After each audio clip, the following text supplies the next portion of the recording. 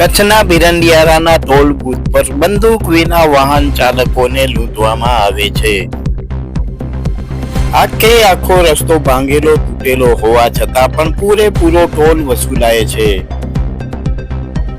Online payment કરો તો double payment લેવામાં આવે છે અને એ પણ ખાનગી વ્યક્તિના ખાતામાં રૂપિયા જાય છે. ફરિયાદો છતાં અધિકારીઓ કોઈ કાર્યવાહી કરતા નથી. વહેતી ગંગામાં અધિકારીઓ પણ હાથ ધોઈ રહ્યા છે. નમસ્કાર, આવાજ જનતા કી માટે હું દતેશ ભાવસાર આપનું સ્વાગત કરું છું. આખા ગુજરાતમાં અને આખા ભારતમાં જે ટોલના નામની લૂંટ ચાલી રહી છે તેનો એક ઉત્કૃષ્ટ ઉદાહરણ છે આ બિરંડિયારાનો ટોલ ટેક્સ. આ બિરંડિયારાનો ટોલ ટેક્સ જે લોરિયાથી કરીને ખાવડા જતા રસ્તા ઉપર લાગે છે કચ્છ જિલ્લામાં, એ રસ્તા ઉપર અંદાજિત 70 થી 80 એવા ખાડાઓ છે કે જે હકીકતમાં ખાડાઓ હોઈ ન શકે, પરંતુ એ ખાડાઓ જે આપ દ્રશ્યોમાં જોઈ રહ્યા છો એવા ખાડાઓના પણ લોકો ટોલ આપી રહ્યા છે અને ટોલના નામે જે લૂંટ ચાલી રહી છે આ એનો ઉત્કૃષ્ટ ઉદાહરણ છે.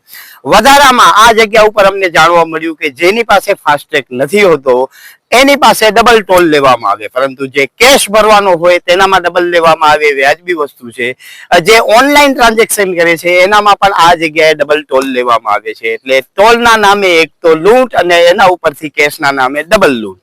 એટલે એક તો કારેલો અને ઉપરથી લીમડે ચડેલો.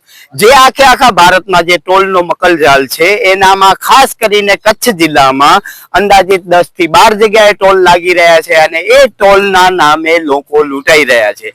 આવા ખાડા ખબડાવાળા તૂટેલા ભાંગેલા રસ્તાઓ છે, તે છતાં એવા રસ્તાનો જો ટોલ આપણે આપવો પડે તો આનાથી શરમજનક મોટી વાત કોઈ હોઈ ન શકે. જ્યારે આ જગ્યાએ મેનેજરને વાત કરતા મેનેજર પોતે કોઈ હાજર નથી અને જ્યારે કમ્પ્લેન બુક માંગી ત્યારે પણ એમનું કહેવામાં આવ્યું કે કમ્પ્લેન બુક હોતી નથી અને તમે 1033 ઉપર એટલે કે નેશનલ હાઈવે ઓથોરિટી ઉપર તમે કમ્પ્લેન કરી શકો છો.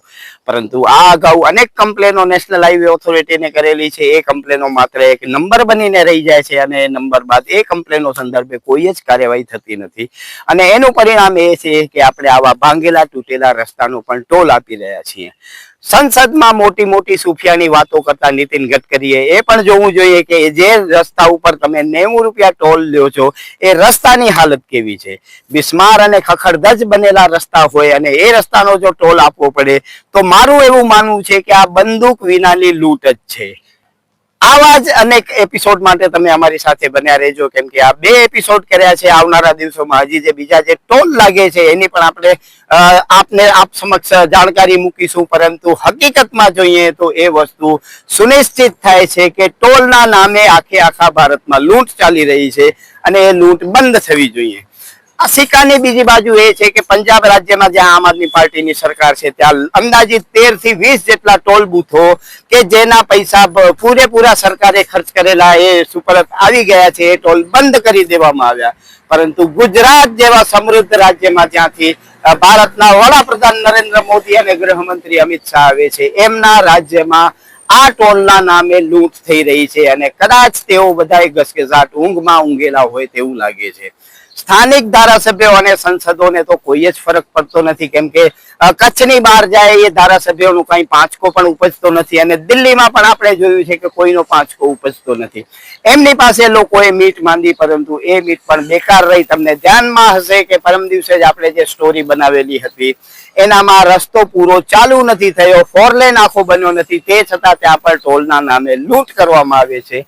આમ જોઈએ તો બીજી ભાષામાં જ્યારે આપણે વાહન લઈએ છીએ ત્યારે ટેક્સ આપીએ છીએ, રોડ ટેક્સ આપીએ છીએ, જીએસટી આપીએ છીએ, સેસ આપીએ છીએ, એ બધે જ ટેક્સો અને કરો આપવા બાદ પણ જો આપણે ભાંગેલા તૂટેલા રસ્તાનો ટોલ આપવાનો થતો હોય તો આને વિના બંદૂકની લૂંટ સાથે જ સરખાવી શકાય છે.